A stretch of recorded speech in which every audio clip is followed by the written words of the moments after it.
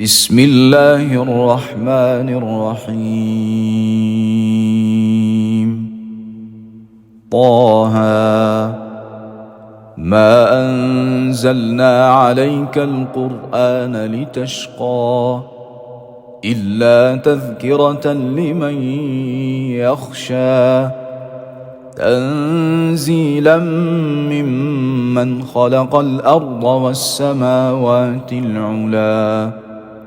الرحمن على العرش استوى له ما في السماوات وما في الأرض وما بينهما وما تحت الثرى وإن تجهر بالقول فإنه يعلم السر وأخفى الله لا إله إلا هو له الأسماء الحسنى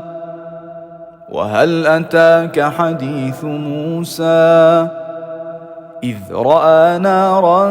فقال لأهلهم كثوا إني آنست نارا لعلي آتيكم منها بقبس أو أجد على النار هدى فلما أتاها نودي يا موسى إني أنا ربك فاخلع نعليك إنك بالوادي المقدس طوى وأنا اخترتك فاستمع لما يوحى إنني أنا الله لا إله إلا أنا فاعبدني وأقم الصلاة لذكري إن الساعة آتية أكاد أخفيها لتجزى كل نفس بما تسعى فلا يصدنك عنها من لا يؤمن بها واتبع هواه فتردى وما تلك بيمينك يا موسى قال هي عصاي أتوكأ عليها وأهش بها على غنمي ولي فيها مآرب أخرى قال ألقها يا موسى فألقاها فإذا هي حية تسعى قال خذها ولا تخف سنعيدها سيرتها الأولى واضمم يدك إلى جناحك تخرج بيضاء من غير سوء آية أخرى لنريك من آياتنا الكبرى اذهب إلى فرعون إنه طغى قال رب اشرح لي صدري ويسر لي أمري واحلل عقدة من لساني يفقه قولي واجعل لي وزيرا من أهلي هارون أخي اشدد به أزري وأشركه في أمري كي نسبحك كثيرا ونذكرك كثيرا إنك كنت بنا بصيرا قال قد أوتيت سؤلك يا موسى ولقد مننا عليك مرة أخرى إذ أوحينا إلى أمك ما يوحى أن اقذفيه في التابوت فاقذفيه في اليم فليلقه اليم بالساحل يأخذه عدو لي وعدو له وألقيت عليك محبة مني ولتصنع على عيني إذ تمشي أختك فتقول هل أدلكم على من يكفله فرجعناك إلى أمك كي تقر عينها ولا تحزن وقتلت نفسا فنجيناك من الغم وفتناك فتونا فلبثت سنين في أهل مدين ثم جئت على قدري يا موسى واصطنعتك لنفسي اذهب أنت وأخوك بآياتي ولا تنيا في ذكري اذهبا إلى فرعون إنه طغى فقولا له قولا لينا لعله يتذكر أو يخشى قالا ربنا إننا نخاف أن يفرط علينا أو أن يطغى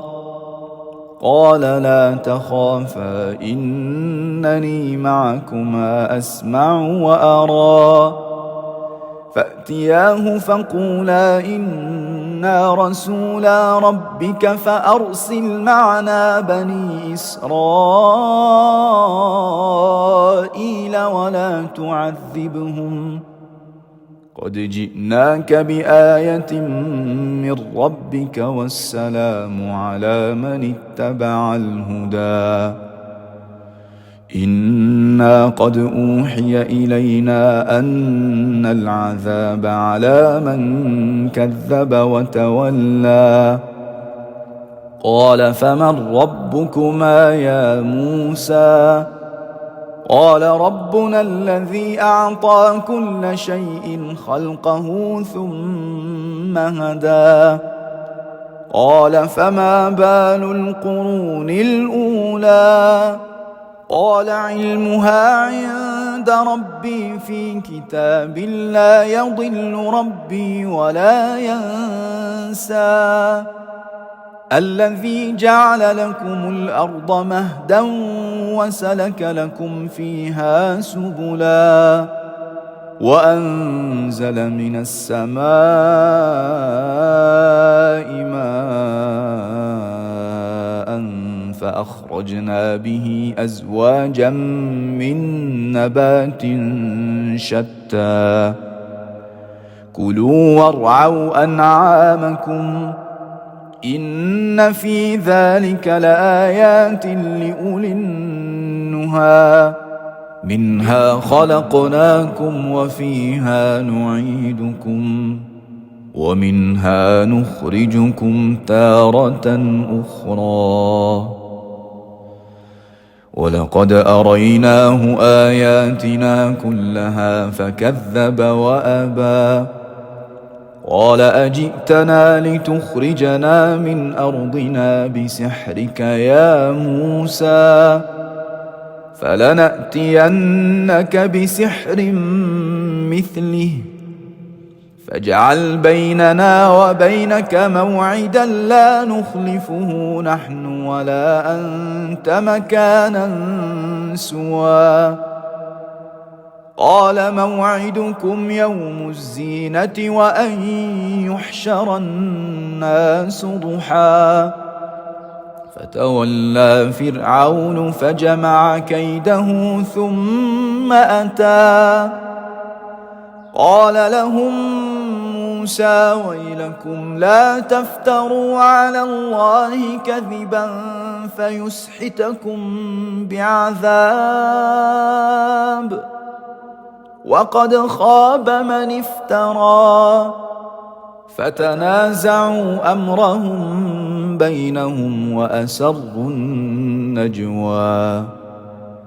قالوا إن هذان لساحران يريدان أن يخرجاكم من أرضكم بسحرهما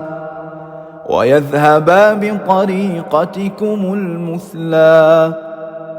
فأجمعوا كيدكم ثم أتوا صفا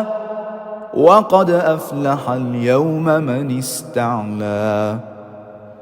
قالوا يا موسى إما أن تلقي وإما أن نكون أول من ألقى قال بل ألقوا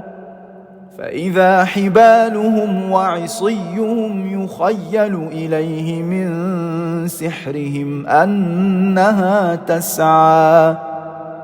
فأوجس في نفسه خيفة موسى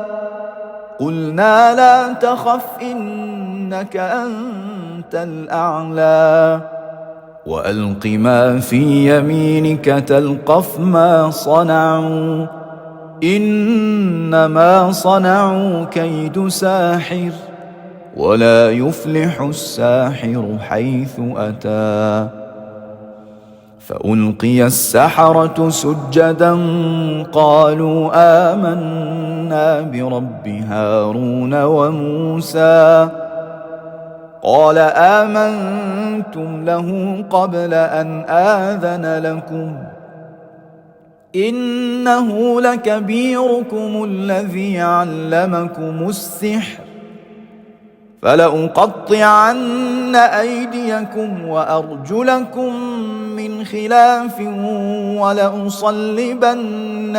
في جذوع النخل ولتعلمن أينا أشد عذابا وأبقى قالوا لن نؤثرك على ما جاءنا من البينات والذي فطرنا فاقض ما أنت قاض إنما تقضي هذه الحياة الدنيا إنا آمنا بربنا ليغفر لنا خطايانا وما أكرهتنا عليه من السحر والله خير وأبقى إنه من يأت ربه مجرما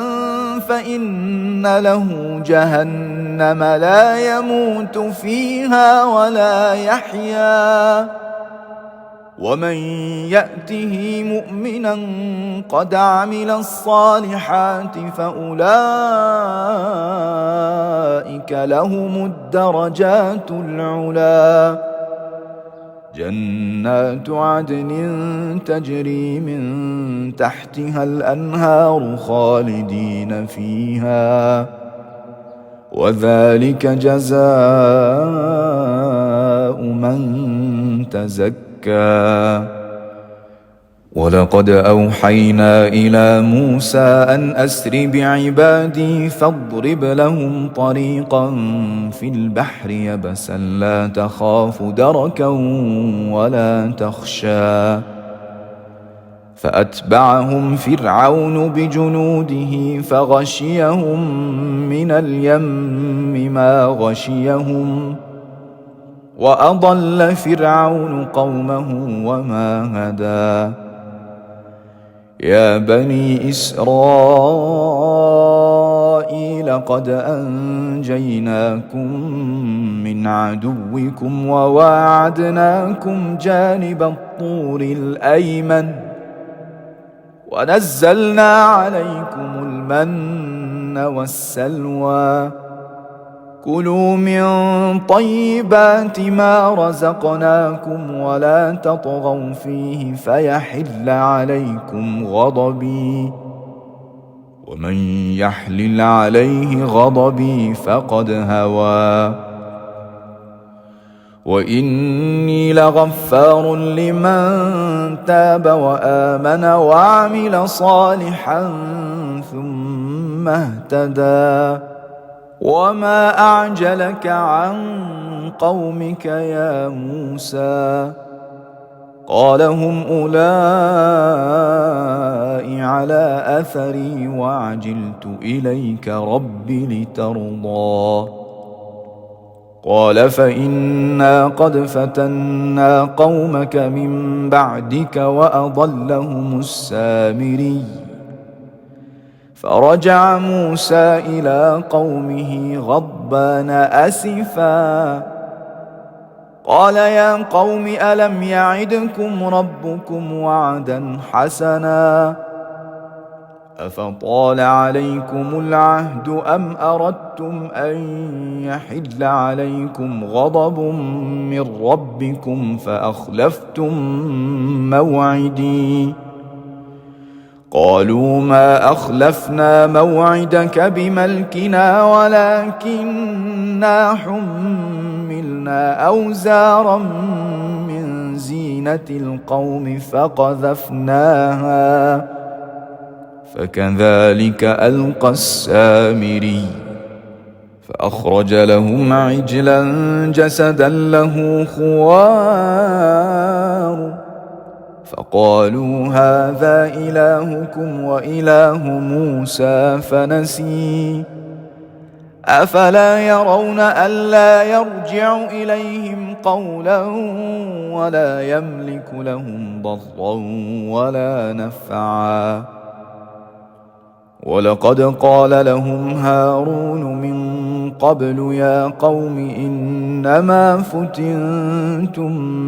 به وإن ربكم الرحمن فاتبعوني وأطيعوا أمري قالوا لن نبرح عليه عاكفين حتى يرجع إلينا موسى قال يا هارون ما منعك إذ رأيتهم ضلوا ألا تتبعني أفعصيت أمري قال يا ابن أم لا تأخذ بلحيتي ولا برأسي إني خشيت أن تقول فرقت بين بني إسرائيل ولم ترقب قولي قال فما خطبك يا سامري قال بصرت بما لم يبصروا به فقبضت قبضة من أثر الرسول فنبذتها وكذلك سولت لي نفسي قال فاذهب فإن لك في الحياة أن تقول لا مساس وإن لك موعدا لن تخلفه وانظر إلى إلهك الذي ظلت عليه عاكفا لنحرقنه ثم لننسفنه في اليم نسفا إنما إلهكم الله الذي لا إله إلا هو وسع كل شيء علما كذلك نقص عليك من أنباء ما قد سبق وقد آتيناك من لدنا ذكرا من أعرض عنه فإنه يحمل يوم القيامة وزرا خالدين فيه وساء لهم يوم القيامة حملا يوم ينفخ في الصور ونحشر المجرمين يومئذ زرقا يتخافتون بينهم إن لبثتم إلا عشرا نحن أعلم بما يقولون إذ يقول أمثلهم طريقة إن لبثتم إلا يوما ويسألونك عن الجبال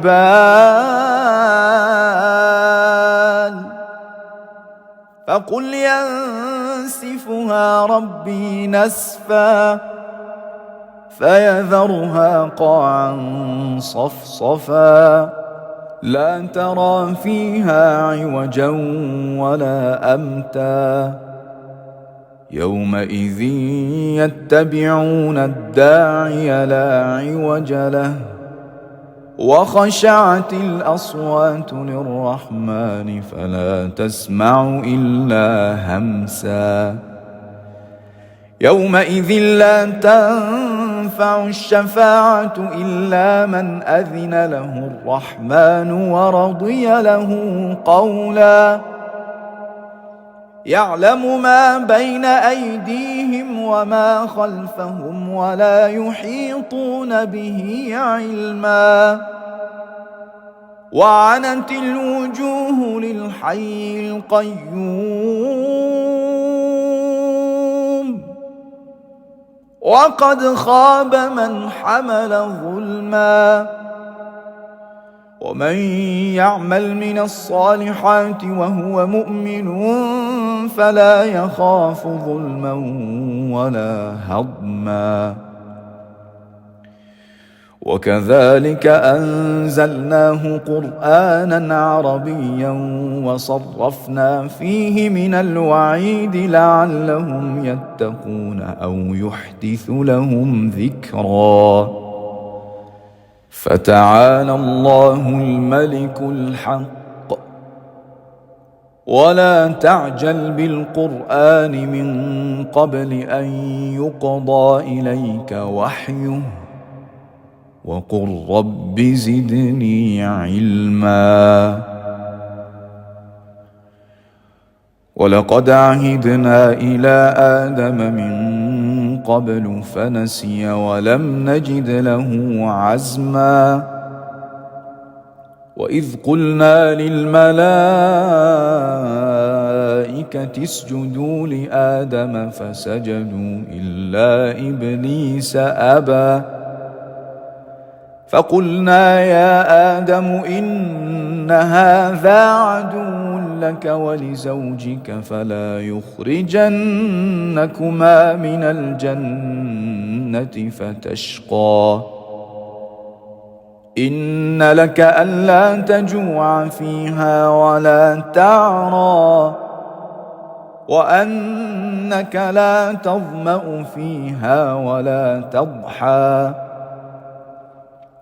فوسوس إليه الشيطان قال يا آدم هل أدلك على شجرة الخلد وملك لا يبلى فأكلا منها فبدت لهما سوآتهما وطفقا يخصفان عليهما من ورق الجنة وعصى آدم ربه فغوى ثم اجتباه ربه فتاب عليه وهدى قال اهبطا منها جميعا بعضكم لبعض عدو فإما يأتينكم مني هدى فمن اتبع هداي فلا يضل ولا يشقى ومن أعرض عن ذكري فإن له معيشة ضنكا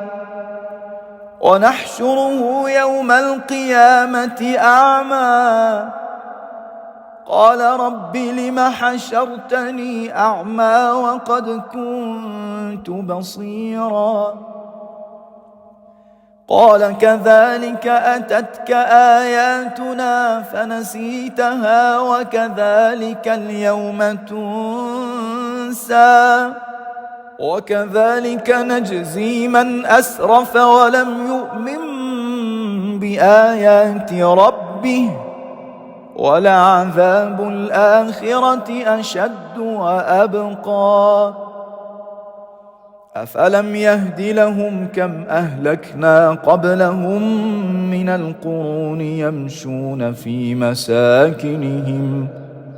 إن في ذلك لآيات لأولي النهى ولولا كلمة سبقت من ربك لكان لزاما وأجل مسمى فاصبر على ما يقولون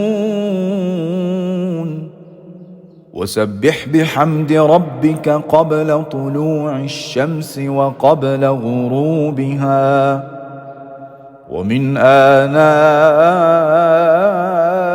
الليل فسبح وأطراف النهار لعلك ترضى ولا تمدن عينيك إلى ما متعنا به أزواجا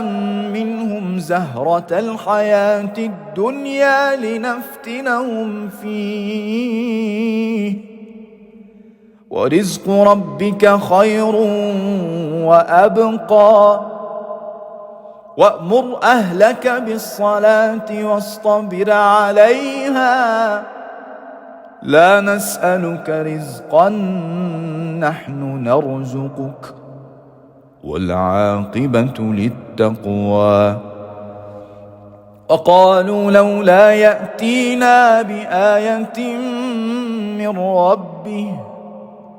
أولم تأتهم بينة ما في الصحف الأولى ولو أنا أهلكناهم بعذاب من قبله لقالوا ربنا لولا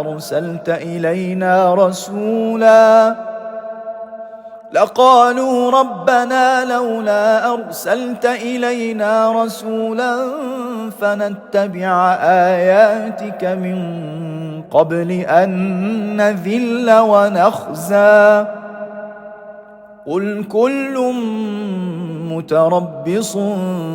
فتربصوا فستعلمون من أصحاب الصراط السوي ومن اهتدى.